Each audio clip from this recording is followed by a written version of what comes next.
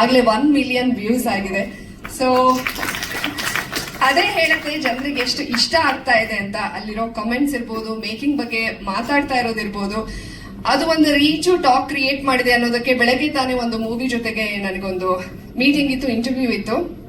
ಅವ್ರುಗಳು ಹೇಳ್ತಾ ಇದ್ದಾರೆ, ಒಂದು ರೂಮ್ ಅಲ್ಲಿ ದೊಡ್ಡ ಸ್ಕ್ರೀನ್ ನಲ್ಲಿ ನಮ್ಮ ಸಿನಿಮಾದ ಟ್ರೇಲರ್ ಹಾಕೊಂಡು ಎಲ್ರು ನೋಡೋದಂತೆ.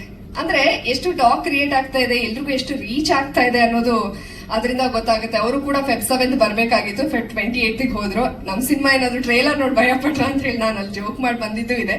ಅದ್ರ ಆಚೆಗೆ ಯಾರೇ ಟ್ರೇಲರ್ ನ ನೋಡ್ಲಿ ಅದ್ಭುತವಾಗಿದೆ, ಮೇಕಿಂಗ್ ಚೆನ್ನಾಗಿದೆ, ಕ್ಯೂರಿಯಾಸಿಟಿ ಇದೆ, ಟರ್ನ್ಸ್ ಇದೆ, ಟ್ವಿಸ್ಟ್ ಇದೆ ಅಂತ ಹೇಳ್ತಾ ಇದ್ದಾರೆ.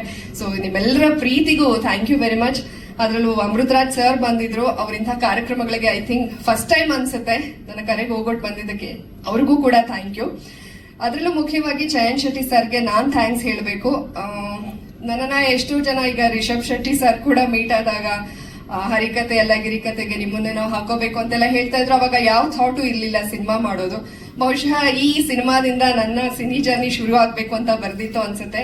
ಚಯನ್ ಶೆಟ್ಟಿ ಸರ್ಗೆ, ಕುಲ್ದೀಪ್ ಸರ್ಗೆ ನಾನು ಹಾರ್ಟ್ಲಿ ಥ್ಯಾಂಕ್ಸ್ ಹೇಳಕ್ ಇಷ್ಟಪಡ್ತೀನಿ. ಒಂದು ಒಳ್ಳೆ ಟೀಮ್ ಜೊತೆಗೆ ಒಂದು ಒಳ್ಳೆ ಪಾತ್ರದ ಮೂಲಕ ನಾನು ಲಾಂಚ್ ಆಗ್ತಾ ಇರೋದಕ್ಕೆ ನೀವುಗಳೇ ಕಾರಣ sir. Thank you very much. ಇನ್ನ ಬೇಡ, ಅವರು ತುಳು ಸ್ಟಾರ್ ಡೈರೆಕ್ಟರ್ ಕೂಡ ಹೌದು.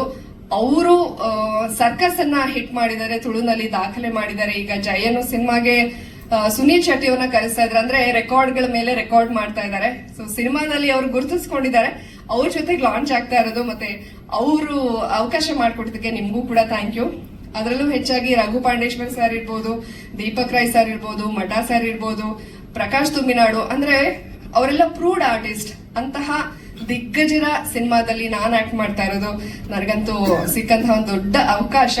ನಿಮ್ಮೆಲ್ಲರ ಸಪೋರ್ಟ್ಗೆ ನಾನು ಸದಾ ಚಿರಋಣಿ.